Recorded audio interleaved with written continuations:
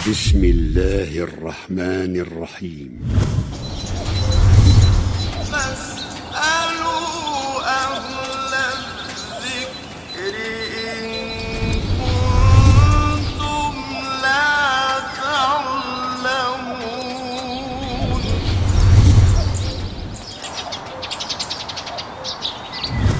إن الحمد لله نحمده ونستعينه ونستغفره ونعوذ بالله من شرور أنفسنا ومن سيئات أعمالنا من يهد الله فلا مضل له ومن يضلل فلا هادي له أشهد أن لا إله إلا الله وحده لا شريك له وأشهد أن محمدًا عبده ورسوله. أما بعد فإن خير الحديث كتاب الله وخير الهدي هدي محمد صلى الله عليه وآله وسلم وشر الأمور محدثاتها وكل محدثة بدعة وكل بدعة ضلالة وكل ضلالة في النار. أما بعد فأعوذ بالله السميع العليم من الشيطان الرجيم من همزه ونفخه ونفثه. بسم الله الرحمن الرحيم. وإذا سألك عبادي أني فإني قريب أجيب دعوة الداع إذا دعان فليستجيبوا لي وليؤمنوا بي لعلهم يرشدون. حضرات ذی وقار، آپ نے حضرت شیخ صاحب سے رمضان المبارک کے حوالے سے، مسائل و احکام اور آداب کے حوالے سے انتہائی جاندار اور مدلل گفتگو سماعت فرمائی. سورۃ البقرہ کی جو آیت مبارکہ اس وقت میں نے آپ کے سامنے پڑھی ہے، اس آیت مبارکہ کے ماقبل رمضان المبارک کے احکام مسائل کا ذکر ہے، اور اس آیت کے بعد بھی رمضان المبارک کے مسائل و احکام کا ذکر. درمیان میں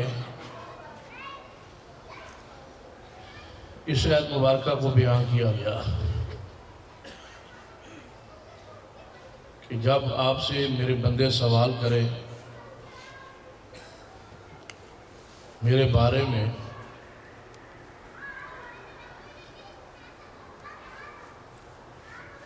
وہ ہمارا رب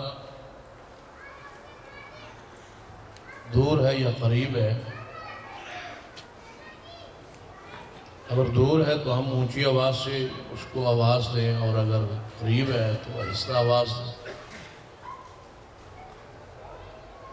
فرمایا محبوب اس سوال کا جواب دیجیے کہ میں انتہائی قریب ہوں اپنے علم کے لحاظ سے.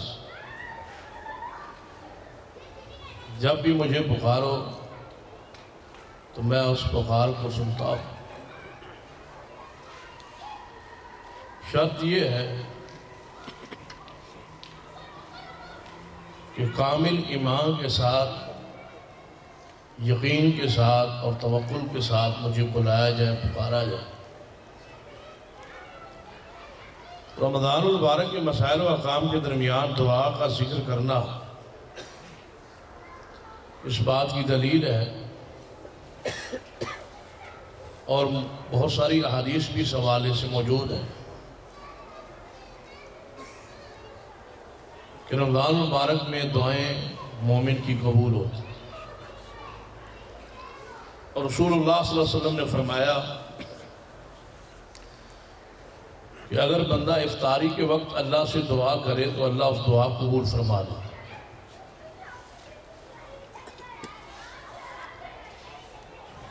لیکن شرط یہ ہے کہ ایمان ہو، یقین ہو، غافل دل کے ساتھ اللہ کو نہ پکارے نہ بلائے. اس یقین کے ساتھ پکارے کہ اللہ ہی میری دعا کو سنتا ہے اور وہی قبول کرتا ہے، اور ساتھ یہ یقین ہو کہ اللہ کے علاوہ میری دعا اور پکار کو کوئی سننے والا نہیں، بغیر کسی وسیلے اور ذریعے اور طفیل کے ڈائریکٹ اللہ کو آواز دے۔ غور فرمائیں کہ اگر اللہ نہیں سنتا نعوذ باللہ تو بتائے آپ کی دعا پھر کون سنتا ہے؟ قرآن پاک کو پڑھیں، حدیث کو پڑھیں، اس مسئلے کو پوری جامعیت کے ساتھ قرآن و حدیث میں بیان کیا گیا کہ تمہاری پکار اور دعا صرف اور صرف اللہ ہی سنتا ہے۔ انبیاء علیہ السلام نے جیسے دعا کی کہ رمضان مبارک کے روزوں کا مقصد تو تقوی ہے، اور تقوی اس صورت میں آ سکتا ہے جو عقیدہ رسول اللہ صلی اللہ علیہ وسلم کا تھا اور جو اعمال رسول اللہ نے اس مہینے میں کیے، جب تک وہ نہیں کریں گے تو تقوی پیدا نہیں ہو سکتا۔ تو ضروری ہے کہ انسان کا یقین ہو کہ دعا اللہ ہی سنتا ہے، اس کے علاوہ میری دعا کوئی سننے والا۔ مشرکین مکہ کے ساتھ نبی رحمت صلی اللہ علیہ وسلم کا ہی اختلاف تھا، وہ لات عزا منات حبل اور بتوں کی پکار کرتے تھے اور کہتے تھے کہ یہ تو ہماری پکار سنتے ہیں اور اللہ تک ہماری پکار کو پہنچاتے ہیں، ان کے بغیر ہماری اللہ نہیں سنتا۔ یہ تصور قرآن اور حدیث کے خلاف۔ اللہ تبارک و تعالی دعا اس بندے کی بھی سنتا ہے جو اس کو پکار نہیں سکتا، جس کی زبان نہیں، اس کی بھی دعا سنتا ہے، اس کی حاجات کو پورا کرتا ہے۔ اور یقین جان لیں کہ بھلا اللہ کے علاوہ کون ہو سکتا ہے؟ دنیا میں کون ہے ایسی ہستی و شخصیت جو کائنات کی ساری زبانوں کو جانتی ہو اور سنتی ہو اور سمجھتی ہو؟ کوئی نہیں ہے اللہ کے سوا۔ اور کون ہے وہ کہ جو آدمی ابھی بول نہیں سکتا، جو بچہ بول نہیں سکتا، اپنی حاجت کو، ضرورت کو پیش نہیں کر سکتا، اس کی ضروریات کو پورا بھی کرتا ہے، اسے رحمت بھی فرماتا ہے، نعمت فرماتا ہے۔ تو رمضان مبارک کی آمد سے پہلے جس طرح شیخ فرما رہے کہ وہ چیزیں جو واجبی ہے، فرضی ہے، ضروری ہے، جن کے بغیر روزہ قبول نہیں ہوتا، ان میں بنیادی چیز عقیدہ ہے۔ جس کا یہ عقیدہ نہیں ہے وہ نماز پڑھے یا روزہ رکھے کوئی عمل قبول نہیں، سارے اعمال برباد ہیں۔ جس کا یہ عقیدہ نہ ہو کہ دعا اور پکار صرف اللہ ہی سنتا ہے، لہو دعوت الحق، اسی کے لیے پکار حق، اس کے علاوہ تمہاری پکار کا کوئی حق رکھتا ہی نہیں۔ پھر قرآن پاک نے فرمایا ان الذین تدعون من دون اللہ عباد امثالکم، اللہ کے علاوہ جن کو تم پکارتے ہو وہ تو تمہارے جیسے بندے۔ فادعوہم فلیستجیبوا لکم ان کنتم صادقین، اگر تمہارا یہ تصور ہے کہ وہ تمہاری پکار سنتے ہیں تو انہیں پکارو، بلاؤ انہوں، اور ان کی قبروں سے یا ان کے بتوں سے جواب آئے کہ ہم نے تمہاری پکار کو، دعا کو سن لیا۔ اگر تم اپنے دعوے میں سچے ہو تو ان کو پکارو اور ان کہو کہ وہ جواب دیں۔ لیکن دنیا میں کوئی ایسا انسان نہیں ہے جو یہ کہے کہ میں فلاں قبر پہ یا فلاں بزرگ کے دربار پہ گیا اور وہاں سے آواز آئی کہ میں نے تمہاری پکار کو، دعا کو سن لیا۔ اور حیرانگی کی بات یہ تصور یہ ہوتا ہے کہ ہمیں وہ دیکھ بھی رہے ہیں اور ہماری بات سن بھی رہے ہیں لیکن جواب نہیں دے سکتے۔ آج تک کوئی ایسا انسان نہیں ہے جس نے کہا ہو کہ اس کا جواب میں نے سنا یا جواب آیا ہے۔ قرآن پاک کو پڑھ جائیے، حدیث کا مطالعہ کیجیے، قرآن پاک کو سمجھنے کی کوشش کریں۔ عقیدہ توحید کے حوالے سے، اور خاص کر عقیدہ توحید کا یہ بنیادی حصہ ہے کہ دعا اور پکار صرف اللہ کا حق ہے۔ قرآن پاک میں ارشاد ہے وَمَنْ أَضَلُّ مِمَّنْ يَدْعُو مِن دُونِ اللَّهِ مَنْ لَا يَسْتَجِيبُ لَهُ إِلَىٰ يَوْمِ الْقِيَامَةِ وَهُمْ عَنْ دُعَائِهِمْ غَافِلُونَ۔ اس سے بڑا گمراہ کون ہو سکتا ہے جو انہیں پکارتا ہے، جو قیامت تک اس کی پکار کو سنتے بھی نہیں اور جواب بھی نہیں دے سکتے۔ قرآن پاک نے ایک اور مقام پر ارشاد فرمایا وَمَا يَسْتَوِي الْأَعْمَىٰ وَالْبَصِيرُ، اور اندازہ کریں اتنا سادہ انداز ہے قرآن کا عقیدہ توحید کو سمجھانے میں۔ وَمَا يَسْتَوِي الْأَعْمَىٰ وَالْبَصِيرُ، اب وہ فرما دیجئے کیا آنکھوں والے اور اندھے آپس میں برابر ہو سکتے؟ برابر نہیں ہو سکتے۔ وَلَا الظُّلُمَاتُ وَلَا النُّورُ، کیا روشنی اور اندھیرے برابر ہیں؟ نہیں ہے برابر۔ وَلَا الظِّلُّ وَلَا الْحَرُورُ، کیا دھوپ اور سایہ برابر ہے؟ نہیں ہے برابر۔ تو اللہ فرماتے ہیں کیا تم اتنا بھی شعور نہیں ہے، عقل نہیں؟ اگر یہ بات تم سمجھتے ہو کہ آنکھوں والا اور اندھا برابر نہیں، دھوپ اور سایہ برابر نہیں، روشنی اور اندھیرے برابر نہیں ہے، تو مردے اور زندوں کو برابر کیسے کہتے ہیں؟ وَمَا يَسْتَوِي الْأَحْيَاءُ وَلَا الْأَمْوَاتُ، مردے اور زندے برابر نہیں۔ إِنَّ اللَّهَ يُسْمِعُ مَن يَشَاءُ، جس کو اللہ چاہے سنا دے، اللہ کی مرضی، پہاڑوں کو سنا دے، پتھروں کو سنا دے، زمین کو سنا دے، آسمانوں سے باتیں کرے، یہ اللہ کی مرضی۔ لیکن قانون اور ضابطہ یہ ہے وَمَا أَنْتَ بِمُسْمِعٍ مَّن فِي الْقُبُورِ، جو قبروں میں ہے جنہیں پکارتے ہو، بلاتے ہو، آواز دیتے ہو، وہ تمہاری پکار کو نہیں سن۔ وَمَا أَنْتَ، اندازہ کیجئے انتا، جس ملک میں آپ رہتے ہیں یہاں رہنے کے کم از کم اتنا تو آپ نے جان لیا ہوگا انتا کیسے کہتے ہیں۔ وَمَا أَنْتَ، اللہ تعالیٰ یہ آیت نازل فرما رہے ہیں، جب جبریل علیہ السلام یہ آیت مرکہ لے کے آئے تو سامنے انتا کے مخاطب کون تھے؟ محمد مصطفیٰ صلی اللہ علیہ وسلم۔ وَمَا أَنْتَ بِمُسْمِعٍ مَّن فِي الْقُبُورِ، اے محبوب محمد صلی اللہ علیہ وسلم اگر قبر پر آپ کھڑے ہوں، وَمَا أَنْتَ بِمُسْمِعٍ مَّن فِي الْقُبُورِ، اور پھر آگے من جو ہے بالعموم کے لیے فرمایا قبر کسی کی ہو، قبر آدم علیہ السلام کی ہو، قبر نوح علیہ السلام کی ہو، اندر میت ابراہیم علیہ السلام کی ہو، قبر کے اندر میت موسیٰ علیہ السلام کی ہو، قبر کے اندر میت کسی نبی کی ہو، ولی کی ہو، بزرگ کی ہو، بڑی ہستی و شخصیت کی ہو، اور اوپر بلانے والے، پکارنے والے، آواز دینے والے کون ہوں؟ وَمَا أَنْتَ بِمُسْمِعٍ مَّن فِي الْقُبُورِ، اے محمد صلی اللہ علیہ وسلم اگر آپ بھی انہیں آواز دیں تو آپ کی پکار کو بھی وہ نہیں سن، تو اور کون ہے جو کہے کہ میری پکار کو، میری آواز کو سنتے؟ یاد رکھیے جو دنیا سے چلا جائے، لوگوں کے ذہن میں یہ بات ڈال دی گئی ہے کہ شاید اہل مکہ، اہل شرک جو تھے وہ بتوں کے پجاری تھے، ہم تو اولیاء بزرگوں کی قبروں کے جب پر جاتے ہیں اور سجدہ کرتے ہیں یا نظر نیاز دیتے ہیں، چڑھاوت دیتے ہیں۔ یاد رکھیے کوئی مشرک ایسا نہیں تھا جو پتھروں کا پجاری ہو یا صرف بتوں کا پجاری۔ بتوں کے پیچھے ایک تصور تھا، بتوں کے پیچھے ایک عقیدہ تھا، وہ بت مورتیاں تھی۔ مورتی کس کی تھی؟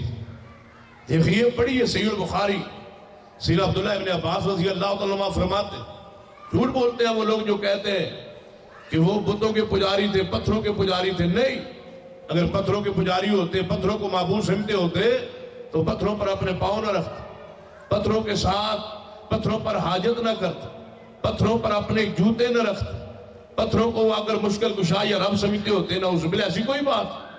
وہ پتھروں کے یا لکڑیوں کے یا مٹی کے بت بناتے تھے۔ وہ بت کس کے تھے؟ وہ بت انبیاء کے تھے، وہ بت اولیاء کرام کے تھے، ان کی تصویریں تھیں، ان کے بزرگوں کی تصویریں تھیں۔ عقیدہ یہ نہیں تھا یہ کہ یہ بت سنتے، عقیدہ یہ تھا کہ جس نبی کا یہ بت ہے وہ نبی سنتا ہے، جس ولی کا یہ بت ہے وہ ولی سنتا ہے، جس پیر بزرگ کا یہ بت ہے وہ سنتا ہے۔ قرآن نے اسی بات کی نفی کی، وَمَا أَنْتَ بِمُسْمِعٍ مَّن فِي الْقُبُورِ، کیا بت قبروں کے اندر ہوتے تھے؟ کون تھے قبروں میں؟ انبیاء، اولیاء۔ کیا وہ حدیث آپ کے ذہن میں نہیں؟ لَعَنَ اللَّهُ الْيَهُودَ وَالنَّصَارَىٰ اتَّخَذُوا قُبُورَ أَنْبِيَائِهِمْ مَسَاجِدَ، یہود و نصارہ پر اللہ لعنت کرے، ان نبیوں کی قبروں پہ سجدے کیے اور ان پر چڑھاوے چڑھائے۔ کبھی نبی علیہ السلام نے فرمایا لا تجعلوا قبری عیدا، میری قبر کو میلہ گاہ نہ بنا لیں۔ ابھی آپ نے فرمایا اللہم لا تجعل قبری وثن یعبد، اے اللہ میری قبر پہ عبادت نہ ہو، بت خانہ بت گاہ نہ بن جائے، عبادت گاہ نہ بن جائے، اللہ میری قبر کی حفاظت کر۔ یہ دعائے رسول ہی تو ہے کہ آج مدینہ رسول میں قبر مصطفیٰ موجود ہے لیکن وہاں چڑھاوا نہیں چڑھتا، کوئی وہاں بکرا چترا سوا نہیں ہوتا، کوئی سور و پکار کا تصور نہیں، وہاں اجازت کیوں نہیں؟ اسی لیے کہ نبی علیہ السلام دعا فرمائی اللہم لا تجعل قبری وثنا یعبد، اے اللہ میری قبر کی حفاظت کرنا، میری قبر پہ سجدہ نہ ہو۔ اور یاد رکھیں میرے علم کے مطابق علماء اس محفل میں موجود ہے، کسی نبی کی قبر کسی شخص کے علم میں نہیں ہے سوائے محمد مصطفیٰ صلی اللہ علیہ وسلم۔ سارے انبیاء کی قبروں کو اللہ نے اہل شرک کی پوجا سے محفوظ کر لیا اور معصوم کر لیا اور بچا لیا ہے، اور دنیا میں کسی کو نہیں پتا کہ فلاں فلاں نبی کی قبر کہاں۔ اگر یہ تصور ہوتا دین میں تو نبی علیہ السلام مکہ مکرمہ کے میں آنے کے بعد، نبوت کے مقام پہ فیض ہونے کے بعد آپ سیدنا موسیٰ علیہ السلام کی قبر کو تلاش کرتے اور نبی علیہ السلام وہاں کوئی چڑھاوا یا نظر نیاز یا کوئی سالانہ کوئی اکٹھ یا اجتماع کرواتے یا کسی اور نبی کی قبر کا آپ تلاش کرتے، ان پر یادگاریں تعمیر فرماتے۔ ایسا کوئی تصور ہی نہیں، بلکہ انبیاء علیہ السلام کی قبروں کے اندر انبیاء کا اجسام محفوظ ہے، معصوم ہے، موجود ہے۔ پوری امت کا اجماع ہے، علماء اور سنہ کے اس بات پر اتفاق اور اجماع ہے، اللہ نے سارے انبیاء کی قبروں کو اہل شرک کے شرک سے محفوظ کر لیا، بچا لیا ہے، سوائے محمد مصطفیٰ صلی اللہ علیہ وسلم کی جو قبر ہے وہ اہل علم کے پوری امت کے علم میں ہے کہ کہاں ہے، مدینہ رسول میں ہے، اور آپ وہاں دفن ہے، قبر موجود ہے، روضہ طاہر موجود ہے۔ ان اللہ تعالیٰ نے پہرے داروں کو کھڑا کر دیا ہے اور قیامت میں یہ پہرے داری ہوتی رہے گی، اور نبی کی قبر پر اللہ سجدے نہیں ہونے دے گا۔ یہ رسول اللہ صلی اللہ علیہ وسلم کی دعا کے ساتھ یاد رکھے اسلام میں کوئی تصور ہی نہیں، یہ یہود و نصارے کے عقائد و نظریات تھے، قبروں کو پختہ بنانا، قبروں پہ چڑھاوے چڑھانا، قبروں پہ پتھروں کی پوجا کرنا، قبروں پہ طواف کرنا، قبروں پہ سجدہ کرنا، قبروں کے لیے صبر کرنا، اور قبروں پہ جا کے جناب بکرے اور چھترے ذبح کرنا۔ ہمارے پاکستان میں بھی شیخ ابو محمد صاحب تشریف لے گئے ہوئے تھے، تو وہاں ذکر ہو رہا تھا کہ لال شہباز قلندر کا وہاں عرس لگا ہوا تھا ان دنوں میں۔ شیخ صاحب ان لوگوں کو جاتے قافلے جاتے دیکھ کے آئے تو اندازہ کریں وہاں اخبار پہ یہ بات لکھی ہوئی موجود تھی کہ اتنا قربانی پر جانور ذبح نہیں ہوتے جتنے اس قبر پر ذبح ہوتے۔ یہ بات نوائے وقت کے رنگین پیج پہ بات چھپی کہ قربانی پر اتنے جانور ذبح نہیں ہوتے جتنے جانور وہاں قبر پر ذبح ہوتے۔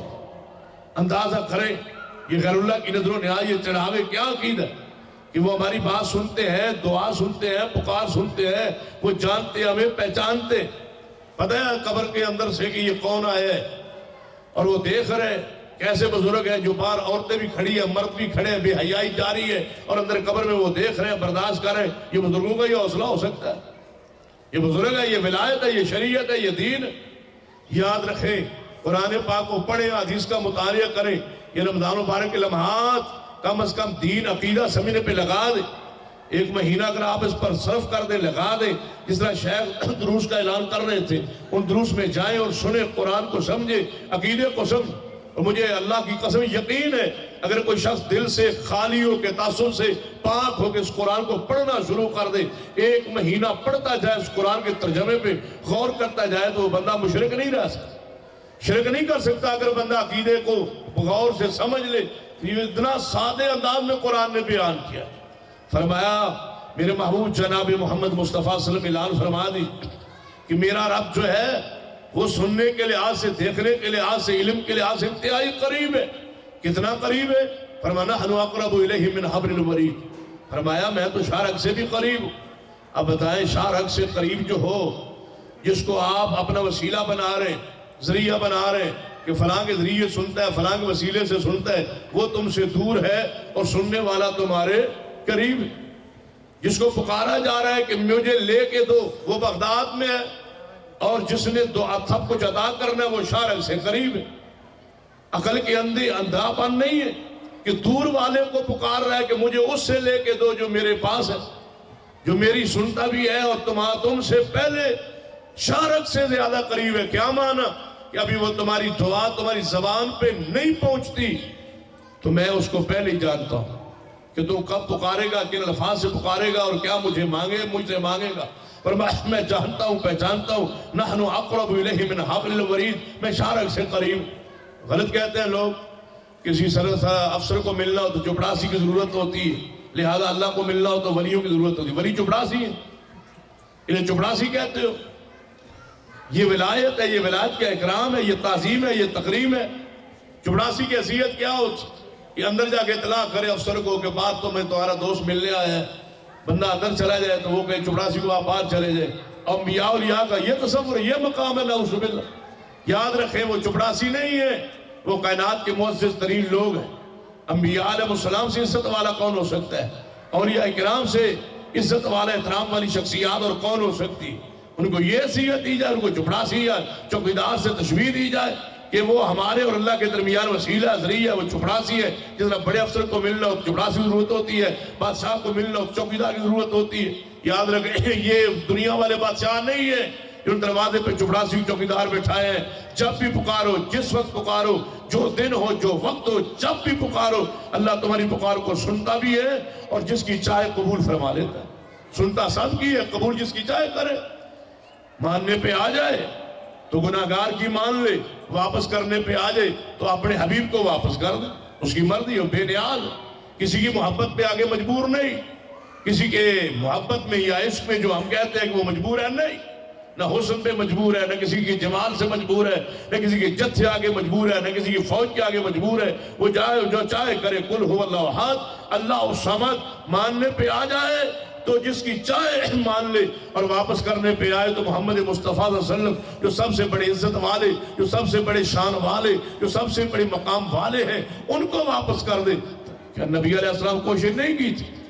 عبداللہ بن ابی کے کفن میں اپنی قمیض کو دیا تھا، اس کے جنازے کو پڑھایا تھا، اس کے چہرے پہ لعاب لگایا تھا، پھر اس کی قبر پہ دعا کے لیے کھڑے تھے تو آسمان سے جبریل آ گئے، وَلَا تَقُمْ عَلَىٰ قَبْرِهِ، آپ اس قبر پہ کھڑے ہونے کی آپ کو اجازت نہیں ہے، یہ میری مرضی ہے، جس کو چاہوں میں معاف کروں، جس کو چاہوں میں عذاب دوں، یہ اختیار میرا ہے، یہ آپ کا نہیں ہے۔ آپ کا پڑھایا وہ جنازہ واپس ہے، کوئی قبول نہیں ہے۔ میں اس بندے پر قبر کے اندر جہنم کے، اس کی قبر کو جہنم کا گڑھا بنا دیا ہے، جہنم کا دروازہ کھول دیا ہے۔ معاف کرنے پہ آئے، جس کو چاہے معاف کر دے، اور ماننے پہ نہ آئے تو ساری کائنات کے سردار کو واپس کر کے عبداللہ بن ابی کی قبر کو جہنم کا گڑھا بنا۔ یہ اللہ کی مرضی ہے، اس کا اختیار ہے، کسی کے آگے وہ مجبور نہیں ہے۔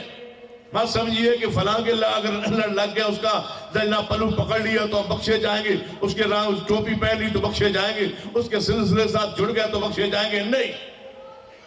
وہ شارک سے بھی زیادہ اپنے علم کے لحاظ سے اتنا قریب ہے، شارک سے بھی زیادہ قریب۔ اب لگاؤ، کہتے ہیں نہیں مکان پہ چڑھنا ہو تو سیڑھی کی ضرورت ہوتی، ہم کہتے ہیں واقعی ضرورت تو ہوتی ہے، لیکن مکان پہ چڑھنا ہو، مکان تو دور ہے، 15 فٹ 16 فٹ اونچا ہے، تم نیچے ہو، چڑھنے کے لیے لازم بات ہے، سیڑھی کی ضرورت ہے۔ اللہ کے لیے لیس کمثلہ شیء فلا تضربوا للہ الامثال، اللہ کے لیے مثالیں بیان نہ کرو۔ اللہ کو مکان بناتے ہو، مکان کا چھت بناتے ہو، نعوذ باللہ، یہ اللہ کے لیے مثال ہے، یہ دنیاوی مثال ہے، دنیاوی بادشاہوں کی مثال ہے، اور مکان کے چھت کی مثال ہے اللہ کے لیے۔ اللہ کے مکان پہ چڑھنا ہو، سیڑھی ضرورت ہوتی ہے، تو اللہ تک پہنچنا ہو تو کسی نہ کسی سیڑھی کی ضرورت تو ہونی چاہیے۔ سیڑھی لگاؤ، کہاں لگاتے ہو؟ اللہ تک پہنچنا ہے، وہ اللہ تو شارک سے زیادہ قریب ہے، لگاؤ سیڑھی۔ کیسے لگاؤ؟ لگاؤ اپنی شارک پہ سیڑھی۔ اب آپ سوچیں شارک پہ سیڑھی لگ جائے تو بندہ چڑھ سکتا ہے؟ تجربہ کر لیں، ایک آدمی کھڑا ہو جائے، دوسرا اس کی شارک پہ سیڑھی لگائے تو کیا بندے اس کو سیڑھی لگانے کے بعد وہ کرے ٹھیک ہے چڑھ جاؤ، وہ چڑھے گا کیسے؟ سیڑھی پر، اس پر شارک پہ سیڑھی لگی ہوئی۔ اگر کوئی اور چڑھنے کی کوشش کرے تو وہ بول سکتا ہے، پکار سکتا ہے، بولا پکارے گا کیسے؟ کوئی نہیں ہے اس کو سیڑھیوں کی ضرورت۔ مکان، اور یاد رکھے میں عقلی طور بھی کہا کرتا ہوں، دیکھ لے اگر مکان کے چھت پر کوئی چیز پڑی ہو، بارش آ جائے اور ماں کہہ دے بچے کو کہ جاؤ مکان کی چھت پر اور کوئی چیز لے، اوپر پڑی ہے، بارش کا امکان ہے، طوفان کا امکان ہے، وہ چیز نیچے لے آؤ۔ بندہ سیڑھی کے ذریعے اوپر جائے اور مکان سے چھت سے وہ چیز نیچے لے آئے تو سیڑھی ہے، وسیلہ ہے، ذریعہ ہے، یہ ٹھیک ہے، یہ طاقت و اسباب ہے، اس کی ممانت نہیں۔ لیکن ماں کہے کہ مکان کے چھت پہ کوئی چیز پڑی ہے، جاؤ لے آؤ نیچے، بندہ سیڑھی کے پاس آ کے کھڑا ہو جائے اور کہے اے سیڑھی، میری ماں کہہ رہی ہے مکان کی چھت پہ فلاں چیز پڑی ہے، نیچے لے آؤ۔ سیڑھی سے مانگتے ہو؟ سیڑھی مشکل کشا ہے، اگر ان کو سیڑھیاں سمجھتے ہو تو سیڑھیوں سے مانگتے کیوں؟ اگر یہ اولیاء سیڑھیاں ہیں تو سیڑھیوں مشکل کشا تو نہیں ہوتی، وہ تو ذریعہ ہوتی۔ انبیاء اولیاء سے سمجھو کہ اللہ کی ذات کیا ہے، شان کیا ہے، مقام کیا ہے، تم نے سیڑھیوں کو مشکل کشا کہنا چھوڑ دیا، شروع کر دیا ہے۔ یہ قرآن اور سنت کے خلاف بات، عقل کے بھی خلاف ہے، قرآن کے خلاف تو ہے ہی ہے، عقل کے بھی خلاف ہے کہ بندہ سیڑھیوں کو اپنا مشکل کشا حاجت روا سمجھے، سیڑھیوں سے مانگنا شروع کر دے، سیڑھیوں کو پکارنا شروع کر دے۔ اگر یہ سیڑھی ہے تو پکارتے کیوں؟ چاہیے تو یہ تھا نا، یہ کہتے کہ یہ نہیں، جناب یہ ہماری سیڑھی ہے، یہ ذریعہ ہے، اس کے ذریعے ہم اللہ تک پہنچتے ہیں۔ یہ بات غلط، عقلی لحاظ سے بھی غلط ہے، نقلی لحاظ سے بھی غلط۔ یقین جانو ایک اچھا بھلا پڑھا لکھا مولوی تقریر کر رہا، تقریر کرتے کرتے کہتا ہے پرانے کافی سالوں کی بات، میں اس کی تقریر کے 2-4 دن بعد وہاں گیا، میری بھی تقریر تھی، انہوں نے کہا یہاں ایک مولوی ہے، اس نے ایک بات کہی ہے اور پورے شہر میں وہ بات مشہور ہو گئی۔ وہ کہتا ہے یہی مسئلہ وہ سمجھا رہا تھا کہ انبیاء یا اولیاء پیر فقیر بزرگ جو ہیں یہ اللہ اور ہمارے درمیان واسطہ ہے، وسیلہ ہے، ذریعہ ہے، یہ سیڑھیاں ہیں، ان کے ذہن کے ہماری ان تک ہے اور ان کی آگے ہے، جو یہ مرضی ہے وہ کر۔ اب دیکھیں کہتا ہے میں نے یہ بات سمجھانے کے لیے وہ واقعہ بیان کر، اپنی طرف سے ایک مثال بیان کر۔ کہتا ہے کہ میں نے اپنے شاگرد کو کہا ذرا لاہور شہر کا ایک نمبر میں نے اس کو دیا، فون نمبر، یہ فون نمبر ملا، وہ ملاتا رہا نمبر نہ ملے۔ کہتا ہے میں نے پوچھا، یہ مولوی کا الفاظ ہے، کہتا ہے میں نے شاگرد سے پوچھا نمبر نہیں ملتا۔ کہتا ہے استاد جی ملا تو رہا ملتا نہیں۔ کہتا ہے کوڈ لگایا لاہور کا؟ کہتا ہے استاد کوڈ تو نہیں لگایا۔ کہنے لگا تو کوئی واپی ہے جو ڈائریکٹ ملے؟ کوڈ لگاؤ، پہلے کوڈ ہوتا ہے پھر اللہ تک بندہ جناب نمبر ملتا ہے۔ یہ اولیاء یہ پیر فقیر اللہ کا کوڈ ہے، ان کے ذریعے پہلے نمبر ان کا پھر اللہ۔ انہوں نے کہا یہ دیکھو جی، وہ بھی یہ بات کر گیا، لوگوں نے بڑی اس بات کو پسند کیا، کہتے ہیں جی یہ بزرگ تو ہے، کوڈ ہے، ان کے ذریعے نمبر ملتا ہے، کوڈ کے بغیر نمبر ملتا ہے۔ میں نے تقریر شروع کی، میں نے کہا بھائی مولوی صاحب نے بات سچی کی ہے، صحیح کی ہے کہ لاہور شہر کا نمبر جو ہے اگر یہاں راجن پور سے ملایا جائے تو نہیں ملتا، اس لیے کہ اس کو کوڈ کی ضرورت۔ میں نے کہا یہ مثال تو ٹھیک ہے کہ جس ذات کے لیے دی ہے وہ ذات اس مثالوں سے کہیں بلند، یہ غلط مثال۔ کہتے ہیں کیوں؟ میں نے کہا اگر بندہ لاہور میں ہی بیٹھا ہو، نمبر بھی ملانا لاہور کا اور بیٹھا بھی لاہور ہو، پھر کوڈ ملائے تو نمبر نہیں ملتا، آگے سے بزی ملتا ہے، آگے سے کمپیوٹر بولتا ہے بے وقوف آدمی جہاں تو بیٹھا ہے یہی شہر ہے، یہاں کوڈ کے بغیر نمبر ڈائریکٹ ملاؤ۔ میں نے کہا اللہ کی کال تو لوکل ہے، وَإِذَا سَأَلَكَ عِبَادِي أَنِّي فَإِنِّي قَرِيبٌ، اللہ کی کال تو لوکل ہے، یہاں تو کوڈ کی ضرورت نہیں ہے، جب بھی کوڈ ملائے گے نمبر بزی ملے گا، نہیں ملے گا، جواب آئے گا بے وقوف آدمی ڈائریکٹ ملاؤ، یہاں ڈائریکٹ ملاؤ، یہاں کسی کوڈ کی ضرورت نہیں ہے، کوڈ ہے دوسرے شہر کے لیے، دوسرے ملک کے لیے۔ وَإِذَا سَأَلَكَ عِبَادِي أَنِّي فَإِنِّي قَرِيبٌ أُجِيبُ دَعْوَةَ الدَّاعِ إِذَا دَعَانِ، اللہ کے علاوہ کون ہے جو تمہاری پکار سنے؟ فرمایا میرے محبوب فرما دیجئے میرے بندے کو کہ مجھے جب بھی پکارو، جہاں پکارو، جیسے پکارو، جس حالت میں پکارو، تمہاری میں پکار سنتا۔ سیدہ کائنات اماں جی عائشہ رضی اللہ تعالیٰ فرماتی ہے جب سیدہ خولہ رضی اللہ تعالیٰ کی حدیث تذکرہ آتا ہے کہ آدھی رات کا وقت تھا، جھگڑا ہوا اپنے شوہر نے ماں سے تشبیہ دے دی۔ سیدہ خولہ رضی اللہ تعالیٰ ناراض ہو کے غصے میں پریشان ہو کے کہ میں اب اپنے شوہر پر تو لگتا ہے حرام ہو چکی، اسے مجھے ماں کہہ دیا، ماں تشبیہ دے دی۔ نبی علیہ السلام کے دروازے پہ دروازہ کھٹکایا، نبی علیہ السلام کی زوجہ موت سیدہ کائنات اماں جی عائشہ رضی اللہ تعالیٰ فرماتی میں دروازے پہ پوچھا کون؟ فرمایا خولہ ہو۔ اس وقت کیوں آنا ہوا؟ نبی علیہ السلام سے مسئلہ پوچھنا ہے۔ فرمایا آدھی رات کا وقت ہے، یہ مسئلہ پوچھنے کا وقت، صبح بھی آیا جا سکتا ہے، پوچھا جا سکتا۔ فرمایا اس کے علاوہ میرے پاس کوئی صورت نہیں رہی، اس لیے کہ میرے والدین رشتہ دار قبیلے بھائی، میں مکہ مکرمہ میں چھوڑ کے مدینہ آئی، یہاں میرا کوئی رشتہ دار نہیں، چھوٹے چھوٹے بچے، شوہر سے جھگڑا ہوا، انہوں نے مجھے اپنی ماں کہہ دیا ہے، اب میں نبی علیہ السلام سے مسئلہ پوچھنا چاہتی ہوں، میں جاؤں تو کہاں جاؤں؟ سیدہ کائنات فرماتی ہے میں نے اصرار کیا کہ اس وقت رسول اللہ صلی اللہ علیہ وسلم آرام فرما رہے، صبح آنا اور مسئلہ پوچھ لیں۔ جب اس کا اور میرا تکرار بڑھا، آوازیں بلند ہوئی، رسول اللہ صلی اللہ علیہ وسلم جاگے، فرمایا عائشہ کون ہے؟ فرمایا یا رسول اللہ صلی اللہ علیہ وسلم سیدہ خولہ آئی ہے۔ فرمایا اندر آنے دو، کیا مسئلہ ہے؟ دروازہ کھولا گیا، سیدہ خولہ عرض کیا یا رسول اللہ صلی اللہ علیہ وسلم یہ مسئلہ پیش آیا ہے۔ آپ نے فرمایا خولہ شروع سے لے کر آج تک طلاق کیا یہ طریقہ چلا آ رہا ہے، اگر کوئی بندہ اپنی بیوی کو اپنی ماں کہہ دیتا ہے تو وہ اس پر حرام ہو جاتی ہے، مسئلہ اس طرح چلا آ رہا ہے، لہذا تم اپنے شوہر پہ حرام ہو چکے۔ فرمایا یا رسول اللہ پھر میں کیا کروں؟ رشتہ دار تو سارے چھوڑ آئی، مکہ مکرمہ میں شوہر کے ساتھ ہجرت کر کے آئی تھی، وہی میرا یہاں سہارا تھا، اس نے ماں کہہ دی اب جاؤں تو جاؤں کہا۔ فرمایا خولہ یہ تو مسئلہ آپ کا ہے نا، لیکن جہاں تک مسئلے کا تعلق ہے وہ تو اپنے شوہر پہ حرام ہو چکی ہے۔ فرمایا یا رسول اللہ کچھ کریں اس مسئلے بار؟ فرمایا جب تک آسمان سے وحی نہ آئے میں محمد صلی اللہ علیہ وسلم دین کو شریعت کو یا چینج نہیں کر سکتا، نہیں اپنے مرضی سے کوئی بولتا ہوں، نہ فیصلہ کرتا ہوں، نہ کوئی بیان کرتا ہوں، وہی اس بارے میں کوئی نازل نہیں ہوئی، لیکن شروع سے لے کر آج تک یہ قانون یہی چلا آ رہا ہے، لیکن اس بارے میں کوئی نئی وحی نہیں آئی۔ فرمایا یا رسول اللہ آخر اللہ کے نبی ہے، وہ مسئلہ حل فرما دے۔ فرمایا اس وقت میرے ساتھ تکرار نہ کرو، جھگڑا نہ کرو، اس مسئلے کا حل کوئی نہیں ہے میرے پاس، یہی حل ہے کہ تو اپنے شوہر پہ حرام ہو چکی، جاؤ واپس۔ سیدہ خولہ رضی اللہ تعالیٰ عنہ دروازے رسول کی طرف پیچھے کو ہٹی، دل ہی دل میں اللہ کو پکارا، اسی لیے یہ حدیث میں آپ کے سامنے رکھی۔ سیدہ کائنات رضی اللہ عنہ فرماتی ہے واہ اللہ تیری عظمت پہ قربان جائے، اس نے کب پکارا، کن الفاظ سے پکارا، کس آواز سے پکارا اور کس طرح پکارا، میں نے قریب کھڑے ہو کے نہیں سنا۔ اے اللہ تو نے عرش پہ سن لیا ہے، میں نے تو یہاں کھڑے ہو کے نہیں سنا۔ زندہ ہے سیدہ کائنات، تم کہتے ہو مردے سنتے ہیں، میں کہتا ہوں سیدہ کائنات زندہ ہے، موجود ہے، ام المومنین ہے، پاس کھڑی ہے، زندہ موجود ہے، اس کی دعا کو پکار کو الفاظ کو سیدہ کائنات نے نہیں سنا۔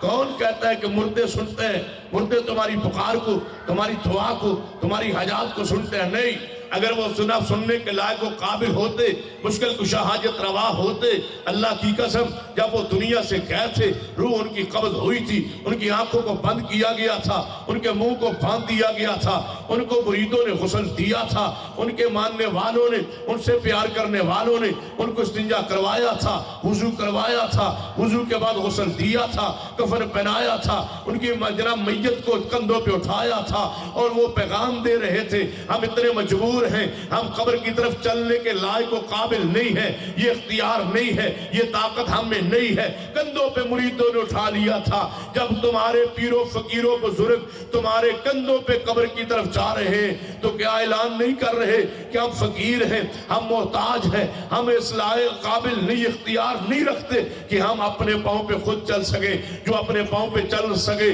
تمہارے کندھوں پہ جائے، پھر جنازہ پڑھے، مرید کہے کہ اللہ اس کو معاف کر دے، ماننے والے یہ کہے اللہ اس کو معاف کر دے، وہ تمہارے جنازے نے یہ ثابت کر دیا کہ یہ تمہارے دعاؤں کا محتاج ہے، یہ تمہاری دعاؤں کا محتاج ہے، یہ تمہیں دینے کے لائق نہیں ہے، یہ تم نے سامنے رکھ کے مانا ہے، یہ میت ہے، یہ مردہ ہے، ہماری دعا کا، ہماری جناب کا محتاج ہے، ہم اس لیے دعا کریں گے اللہ اس کو معاف کر دے۔ اللہ ہماری دعاؤں کا محتاج ہے۔ جب دنیا میں موجود تھی میت اس کی، وہ تمہارا محتاج تھا، تمہاری دعا کا محتاج تھا، تمہارے نہلانے کا محتاج تھا، وضو کروانے کا محتاج تھا، کفن پہنانے کا محتاج تھا، قبر میں اتارنے کے لیے محتاج تھا، قبر پہ رکھنے کے لیے محتاج تھا، لات میں اتارنے کے لیے محتاج تھا، اس پر مٹی ڈالنے کے لیے، تم قبر بنانے کے لیے وہ تمہارا محتاج تھا۔ جب قبر کے اوپر تم نے قبر بنا دی پھر تمہاری دعا کا محتاج تھا، اور جب تم گھر پہنچ گئے تو وہ تمہارا مشکل کشا ٹھہرا، وہ تمہارا حاجت روا ٹھہرا۔ وہ جب میت اس کی جا رہی ہے وہ دیکھتا نہیں ہے، سنتا نہیں ہے، بولتا نہیں ہے، ہلتا نہیں ہے، چلتا نہیں ہے، اور جب دفن کر کے واپس آ جائے فرشتے اس کے حساب و کتاب شروع کر دے۔ وہ برزخ میں ہو، کبھی نیک ہو تو جناب اللہ کی رحمتوں میں ہو، بد ہو تو وہ اللہ کی گرفت میں ہو، ان کے بارے میں تصور رکھتے ہو کہ وہ تمہاری پکار دعا کو سنتے ہیں۔ یہ سیدہ کائنات زندہ ہے، موجود ہے، آہستہ آواز میں سیدہ خولہ نے آواز دی ہے، رب کو پکارا ہے۔ اما جی ایسا فرماتی ہے میں نے قریب ہو کے نہیں سنا، اللہ نے اس کی پکار کو عرش پہ سن لیا، اور اس دعا کو پکار کو سنا بھی صحیح، حل بھی کیا، مشکل حل ہوئی۔ جبریل آئے، قد سمع اللہ قول التی تجادلک فی زوجہا وتشتقی الی اللہ واللہ یسمع تحاورکما. قرآن کی آیت پہ غور کریں، 28ویں پارے کی پہلی آیت مبارکہ ہے.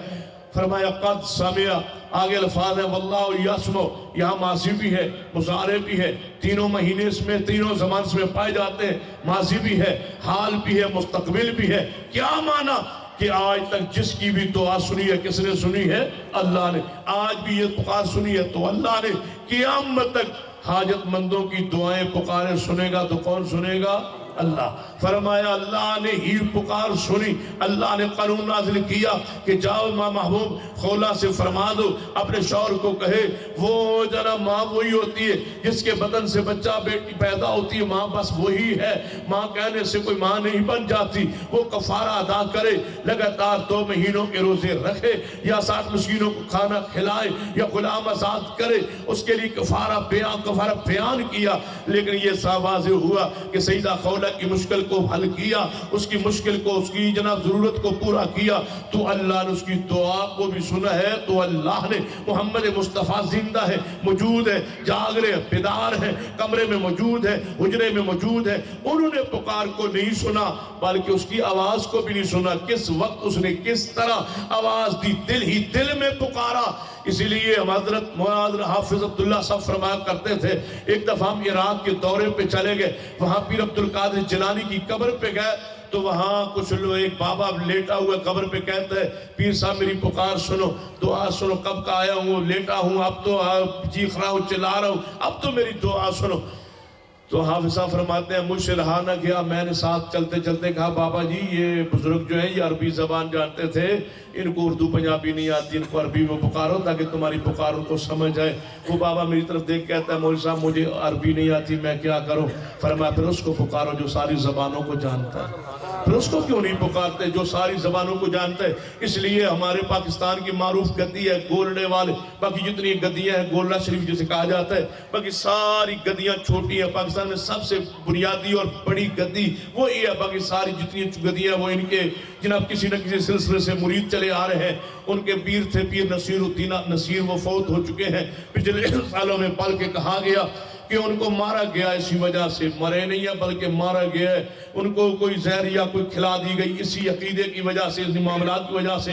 ان کا عقیدہ بدل چکا تھا، سوچ بدل چکی تھی، بدلنے کا امکان تھا. اور کچھ انہوں نے جناب تقریروں میں کچھ الفاظ کہہ بھی دیے تو انہوں نے کہا بہتر ہے یہ بڑی گدی کا نشینہ، گدی نشین یہ صحیح ہو گیا تو ہو سکتا ہے اور لوگ بھی صحیح ہو، بہتر ہے اس کو جناب سمجھاتے رہے وہ سمجھنے. جب عقیدہ توحید سمجھ آ جائے پھر کون ہے جو اس کو بندے کو ہٹا سکے؟ یہ عقیدہ توحید اللہ کی نعمت ہے، رحمت ہے، جس کو سمجھ آ جائے اللہ ہدایت بخشے. لوگوں نے کہا کہ اب یہ ہو سکتا ہے کہ کہیں یہ اعلان نہ کر دے، عقیدہ توحید کو اپنا نہ لے تو سنید ہے کہ اس کو مار دیا گیا. بہرحال واللہ عالم، حقیقت کو اللہ جانتا ہے، ہمارے پاس کوئی اس کی دلیل نہیں ہے. ایک بات معروف ہے، مشہور ہے. تو بہرحال انہوں نے ایک بڑی پیاری بات کی. ایک دفعہ عرس پہ لوگ اکٹھے تھے، انہوں نے خطاب کر رہے تھے. آج بھی ان کا نیٹ پر یہ جو ہے ان کا موجود ہے. کہتے ہیں میرے مریدوں، ہمارے مسلک کے جو لوگ ہیں وہ کہتے ہیں کہ قبر والے ہماری دعا پکار سنتے ہیں. اور ایک گروہ ایسا بھی ہے پاکستان میں آل الحدیث کا جنہیں وہابی کہا جاتا ہے، وہ کہتے ہیں یہ ہماری پکار نہیں سنتے. ہم کہتے ہیں سنتے ہیں، وہ کہتے ہیں نہیں سنتے. کہتے ہیں مریدوں شک تو پڑ گیا ہے. سچی بات ہے، شک تو پڑ گیا. ہم کہتے ہیں سنتے ہیں، دوسرے کہتے ہیں نہیں سنتے. شک تو پڑ گئے. تو میں آپ کو مشورہ دیتا ہوں. کہتا ہے ہم سب سے بڑی گدی کے ہیں، یہ سارے ہمارے مرید ہیں اور میری اپنی حیثیت یہ ہے، یہ جہاں تم بیٹھے ہو تمہارے پیروں کے نیچے جو کف پڑے ہیں، تیلے پڑے ہیں، اللہ کی قسم میں ان تیلوں کا بھی مالک نہیں، میرے پاس کچھ اختیار نہیں ہے. پھر اگلی بات جو کہی، ہم کہتے ہیں یہ قبروں والے سنتے ہیں، وہ ابھی کہتے ہیں نہیں سنتے. شک تو پڑ گیا ہے. تو جن کے بارے میں شک ہے میرا مشورہ ان کو پکارنا ہی چھوڑ دیں.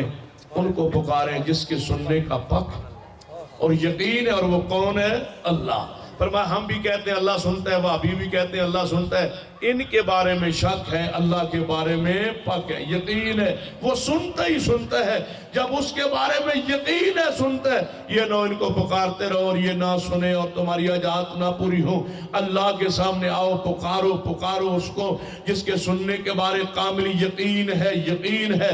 اسی لیے تو حدیث پاک میں ہے، سیدہ کائنات اماں جی عائشہ رضی اللہ تعالیٰ عنہ موجود ہے، صحیح البخاری میں اس حدیث کا اصل موجود ہے، دیگر کتب میں اس کی تفصیل اور تفسیر موجود ہے، وضاحت موجود ہے، لمبا واقعہ ہے۔ سیدہ کائنات رضی اللہ تعالیٰ عنہ فرماتی ہیں ایک عورت تھی، سیاہ فام اور جناب بالکل سیاہ رنگ تھا اس عورت کا، اور مسجد نبی میں اس کا خیمہ لگا ہوا تھا، اس کی کبھی کبھی نبی پاک کے حجرات میں آ جاتی، ازواج مطہرات کے پاس بیٹھتی، ان کی کوئی خدمت کر دیتی، گھر کا کام کاج کر دیتی۔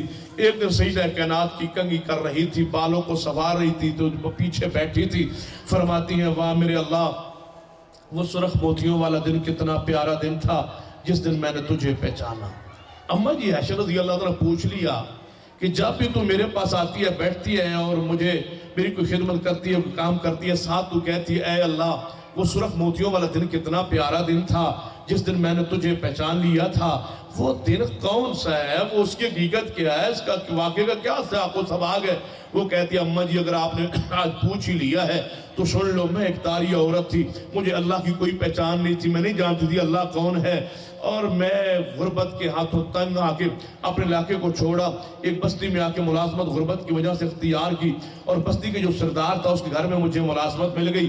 اس کی بیٹی ایک دن نہانے کے لیے گئی تو اس کا ایک جناب ہار تھا جو سرخ موتیوں سے جڑا ہوا بڑا خوبصورت اور قیمتی ہار تھا، اس نے اتارا اور چرپائی پہ رکھا اور مجھے کہنے لگی اس کو ذرا خیال رکھنا، دھیان رکھنا، میں غسل کر کے باہر آتی ہوں۔ وہ غسل کرنے گئی تو چیل آئی، اس نے دیکھا وہ ہار پڑا ہے، اس نے سمجھا یہ گوشت کا ٹکڑا، رنگ گوشت کی طرح تھا، اس نے جھپٹی ماری اور وہ ہار کو لے کے اوڑ گئی۔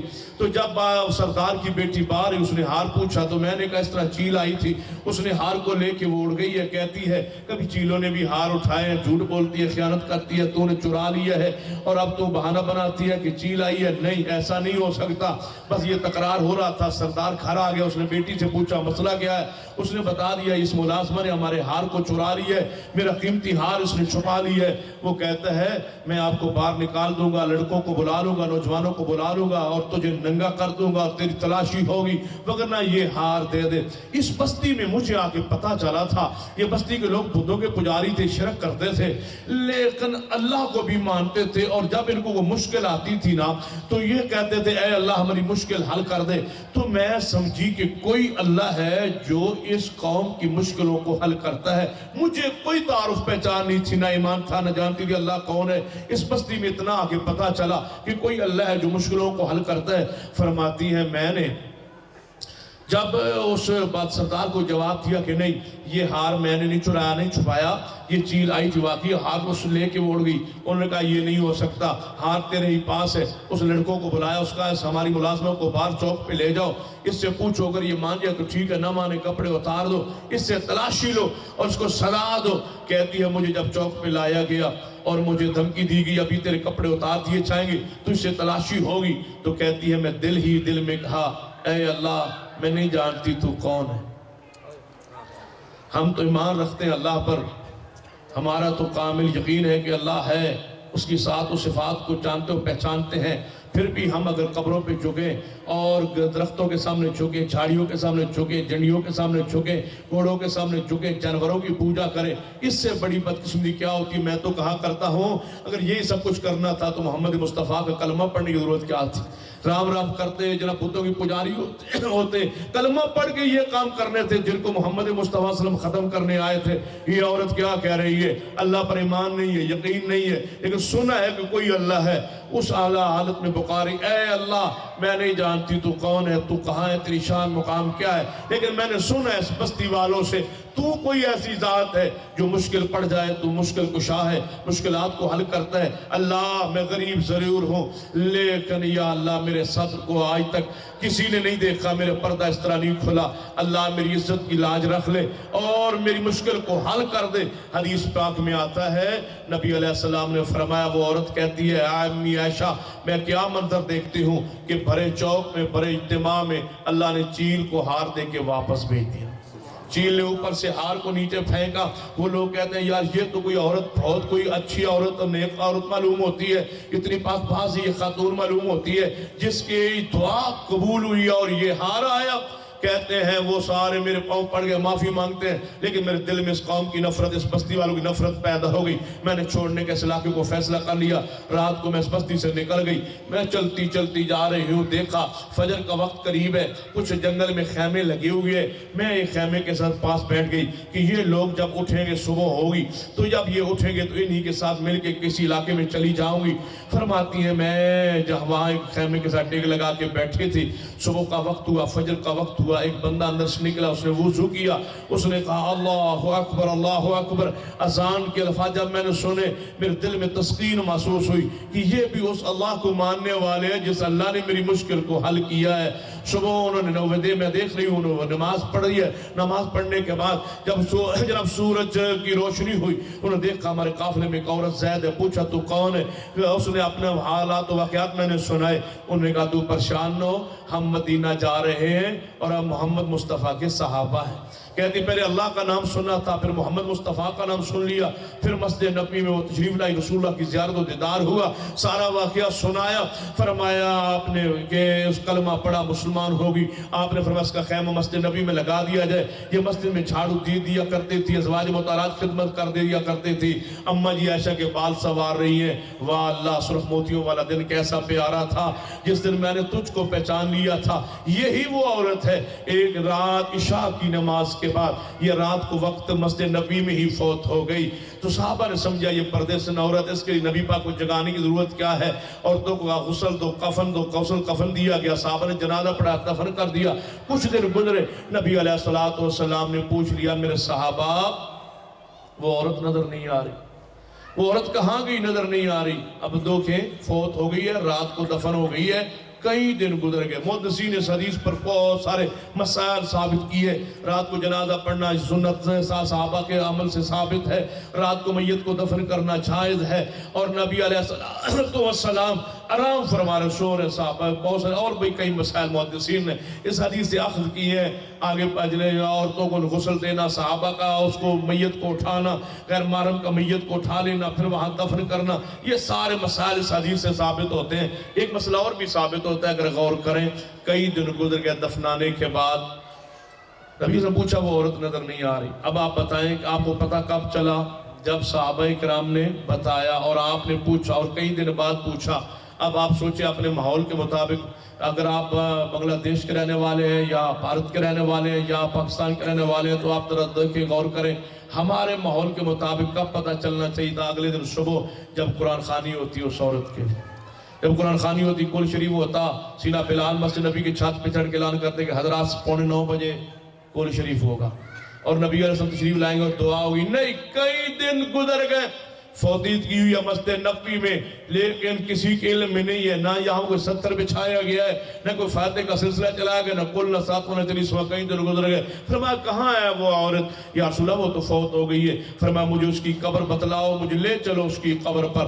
آپ قبر پر گئے, صحابہ ساتھ ہیں, یہ ہے یا رسول اللہ اس کی قبر بنائی. آپ نے وہاں صفیں بنوائی اور جنازہ پڑھایا. یہ بھی نہیں فرمایا کہ جس نے اس رات پڑھ لیا تھا وہ جنازے سے نکل جائے, کیونکہ دوبارہ جنازہ پڑھانے سے نکاح ٹوٹ جاتا ہے. جب دوبارہ جنازہ, ایک دفعہ جنازہ پڑھ لیں تو دوسرا جنازہ پڑھیں. یہ بھی مسئلہ ہے ہمارے ملک میں کہ ایک دفعہ جنازہ پڑھ لیں پھر دوسری مرتبہ کہتے ہیں حضرات جنہوں نے پیچھے پڑھ لیا ہے نا وہ یہاں سے نکل جائے, کیونکہ دوسری مرتبہ اس کے لیے دعا نہیں ہو سکتی, دوسری مرتبہ اس کا جنازہ پڑھنا جائز نہیں ہے. یہ مسئلہ باقاعدہ کھڑا ہوا ہے. حالانکہ یہ مسئلہ سیدنا امام ابو حنیفہ رحمۃ اللہ علیہ جب فوت ہوئے تھے نا تو ان کے 6 مرتبہ جنازہ ہوا. کتنی مرتبہ جنازہ ہوتا رہا؟ 6 مرتبہ جنازہ ہوا. جنازہ میں تقرار جائز ہے, سنت حدیث سے ثابت ہے. نبی علیہ السلام کے صحابہ کو باہر نکالا, دعائے آپ نے جنازہ پڑھا. جنازے کے بعد فرمایا میرے صحابہ, میرا صحابی کوئی فوت ہو جائے, صحابیہ فوت ہو جائے, مجھے اطلاع دیا کرو, میں جنازہ پڑھاؤں.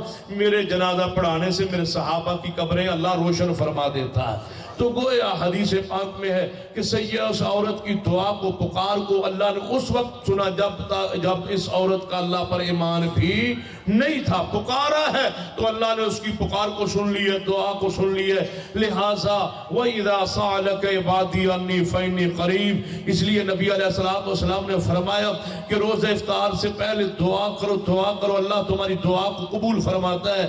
تو رمضان مبارک میں یہ عقیدہ بنا لے کہ پکار کے لائق, دعا کے لائق, اور یہی اصل عبادت ہے, یہی دین ہے, یہی اساس ہے, دین کی بنیاد ہے یہی کہ پکار صرف اللہ کی, اللہ کے علاوہ کسی کی پکار جائز نہیں ہے. جو تم کہتے ہو نا کہ ہماری وہ پکار قبر والے سن لیتے ہیں, قبر میں جا کے سننا تو دور کی بات ہے. اللہ کی قسم اصحاب کہف کا ذکر کیا قرآن پاک میں نہیں آتا. وہ 300 سال تو 9 سال سو گئے تھے, جب اٹھے تو انہیں اپنے حالت کا بھی علم نہیں تھا, اپنے بارے میں علم نہیں تھا.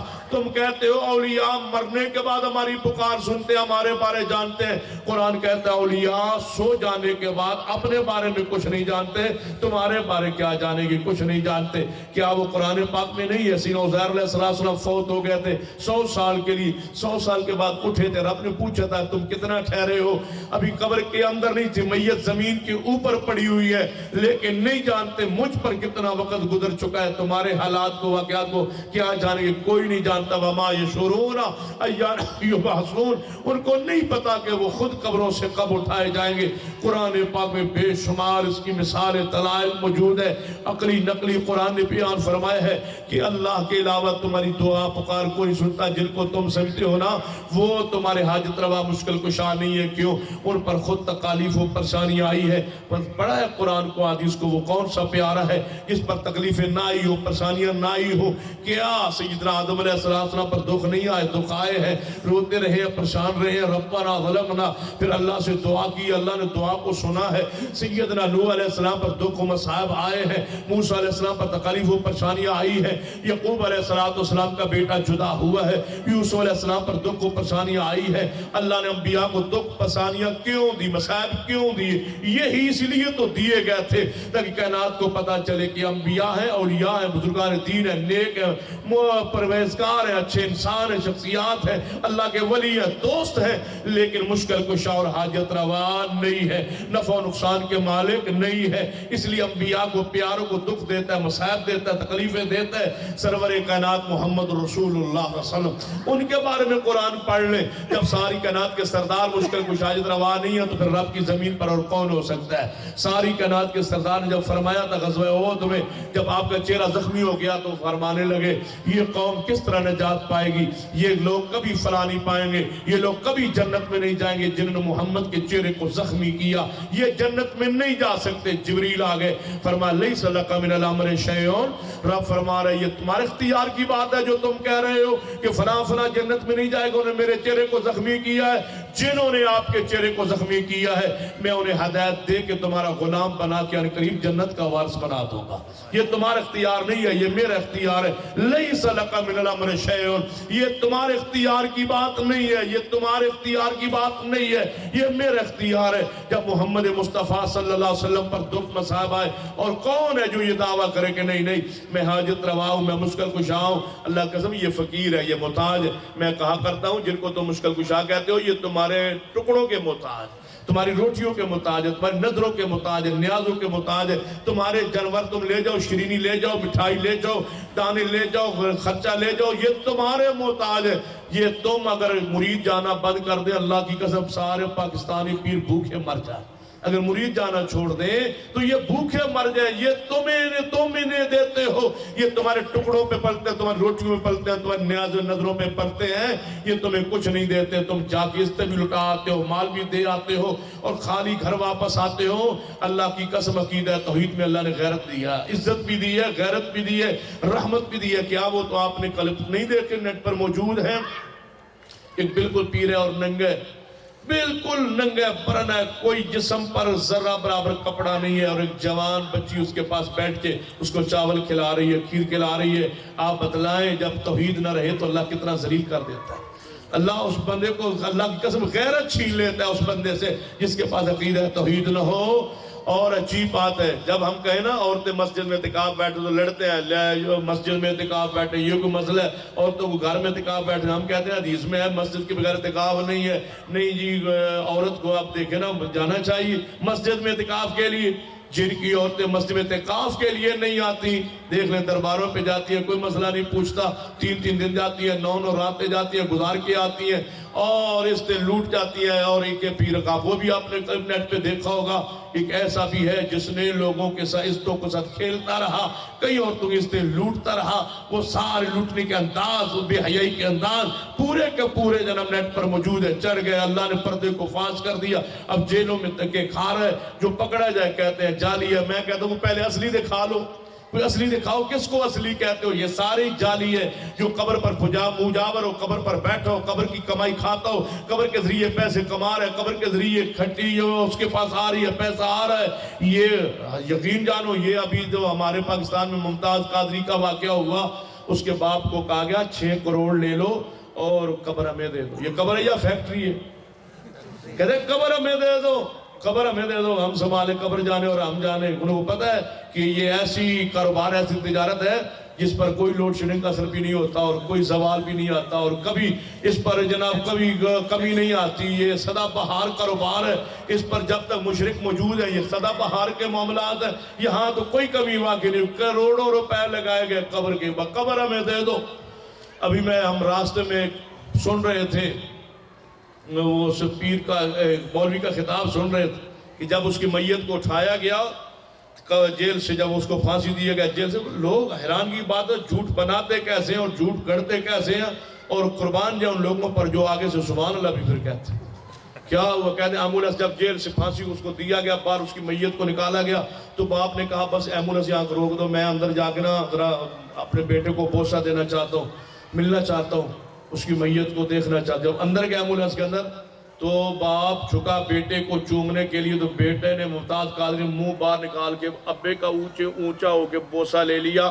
پیچھے پولیس والوں نے دیکھا تو نے کہا بھائی جلدی باہر نکل جائے، ان کو نہ پتہ چلے، میں نے آپ کو بتانا تھا۔ پھانسی کے بعد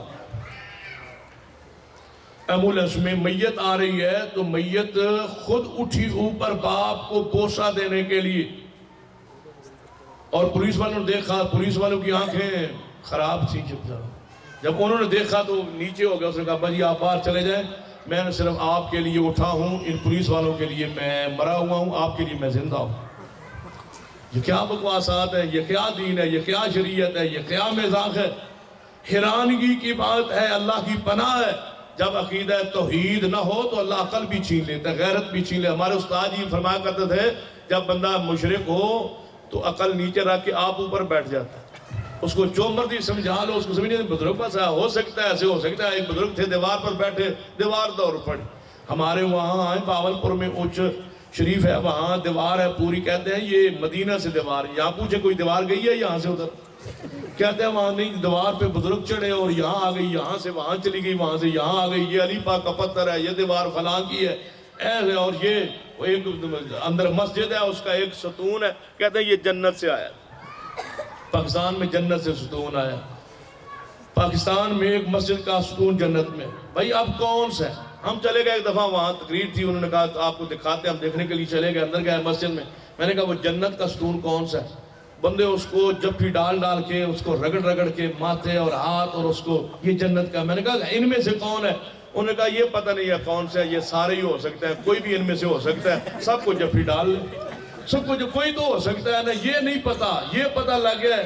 یہ تو وہی بات ہے نا، ایک بندہ تقریر کر رہا تھا، کہنے لگا یہ جو سیدنا اویس کرنی تھے نا، وہ نبی پاک صلی اللہ علیہ وسلم کی جب دندان شہید، انہوں نے پوری بطری اپنی جو ہے دانتوں کی وہ باہر نکال دی، انہوں نے توڑ دی، انہوں نے کہا نبی پاک کے دانت شہید ہو گئے، میں نے پوری بطری نکال۔ میں نے کہا وہ یمن میں تھا، رسول اللہ علیہ وسلم مدینہ میں تھے، اس کو کیسے پتہ چل گیا کہ نبی پاک کے دانت شہید ہوئے؟ کہتا ہے ولی تھا، پتہ لگ گیا۔ تو میں نے کہا اس پوری بطری کیوں نہیں نکالی؟ پوری بطری اس نے اپنی بطری کیوں نکال دی؟ وہ دانت کیوں نہیں توڑا جو رسول اللہ علیہ وسلم کا ٹوٹا تھا؟ کہنے لگا بس وہ پتہ نہیں چلا کون سا ٹوٹا، یہ پتہ چل گیا بس دانت ٹوٹ گیا، یہ نہیں پتہ چلا۔ عقل کے لیے بھی، جھوٹ بولنے کے لیے بھی بندہ کوئی پہلے دیکھ لے، میں جھوٹ بول رہا ہوں کہیں سے پکڑا جاؤں گا، جھوٹے کا افزا نہیں ہوتا، ایک عقیدہ بناتا ہے، دوسرا دیکھ لو جس طرح قرآن میں آتا ہے، یوسف علیہ السلام بھائیوں نے کیا کیا؟ قمیض کو اتار لیا تھا، قمیض کو اتار کے یوسف کنویں میں ڈال دیا تھا، پھر اس پر جعلی خون لگا لیا تھا، جعلی خون لگا کے باپ کے سامنے لائے تھے، عشاء کے وقت آئے تھے، روتے ہوئے آئے تھے، چیختے ہوئے آئے تھے، وجاؤ اباؤ عشاء یبکون، روتے روتے آئے۔ تو حضرت شیخ القرآن رحمت اللہ علیہ فرمایا کرتے تھے جب کوئی مولوی بات کرے اس کی تحقیق کر لیا کرو۔ ایک بندہ کہنے لگا مولوی حضرت شیخ صاحب مولوی جھوٹ بول سکتے ہو سکتا نبی کے بیٹے بول سکتے ہیں، مولوی نو بولنے لگا کی ہوتا ہے؟ نبی کے بیٹے ہیں، یہ نبی کے بیٹے ہیں، جھوٹ بول رہے ہیں، کیا کر رہے ہیں؟ وہ قمیض کو سار بنا بنو کے لے آئے، کہنے لگے ابا جی دیکھیں نا وہ ہم کھیلتے کھیلتے دور چلے گئے، یہ پیچھے بھیڑیا کھا گیا، تو یوسف علیہ السلام کو بھیڑیا کھا گیا، تو یہ اس کی قمیض ہے، اور ابا جی دیکھ لیں یہ اس کا خون بھی اوپر لگا ہوا ہے۔ تو یعقوب علیہ السلام نے وہ اس قمیض کو پکڑا، کھولا، کھولنے لگے تو کہتے ہیں بیٹو ایک بات تو بتاؤ جی، جو مفسرین نے لکھی ہے، یوسف علیہ السلام نے یہ قمیض پہنی ہوئی تھی جب بھیڑیا آیا؟ جی ابا جی۔ تو اندر سے اس نے ابا جی نہیں پہنی ہوئی تھی۔ فرمایا پھر خون کیسے لگا؟ نہیں ابا جی پہنی ہوئی تھی۔ فرمایا پھر اندر سے وہ یوسف کو کھا گیا اور قمیض نہیں پھٹی اور وہ تمہیں دے گیا بھیڑیا قمیض۔ ایک دوسرے کی طرف دیکھتے ہیں، کہتے ہیں پھاڑی نہیں؟ انہیں کہ یاد نہیں رہا، اگر یاد ہوتا تو پھاڑ بھی لیتے، 2-4 جگہ سے پھاڑ جھوٹ جو بنا رہے تھے 2-4 جگہ سے پھاڑ لیتے۔ دیکھتے ہیں یہ آپ محرم میں دیکھ لیں سارے رافضی روتے ہیں حسین شہید ہو گیا، حسین شہید ہو گیا، کنہوں نے کیا؟ کہتا ہے سنیوں نے کیا ہے شہید۔ میں نے کہا گھوڑا تو تمہارے پاس ہے، تلوار بھی تمہارے پاس ہے، مال سارا لوٹ کے تم لے گئے، شہید ہم نے کیا ہے، پتہ ہاتھ تمہارے پاس ہے، پنجہ تمہارے پاس ہے، غازی عباس کا پنجہ تمہارے پاس ہے۔ یہ اللہ کی قسم شرک آج عقل نہیں رہتا۔ میں ایک بندے سے چنگا بھلا سیاح سمجھدار آدمی میں کہتا ہے، میں نے کہا یہ پنجہ جو آپ نے گھر کے مکان کی چھت پہ لگایا یہ کس کا؟ کہنے غازی عباس کا۔ میں نے کہا ان کا پنجہ سٹیل کا تھا، یہ تو سٹیل کا ہے، ان کا پنجہ سٹیل کا تھا۔ کہتا ہے نہیں ان کا تو، میں نے کہا یہ، کہتا ہے یہ وہ تو نہیں ہے۔ میں نے کہا پھر اس کو یا غازی عباس نمدار کیوں لکھا ہو؟ کہتا ہے یہ وہی ہے۔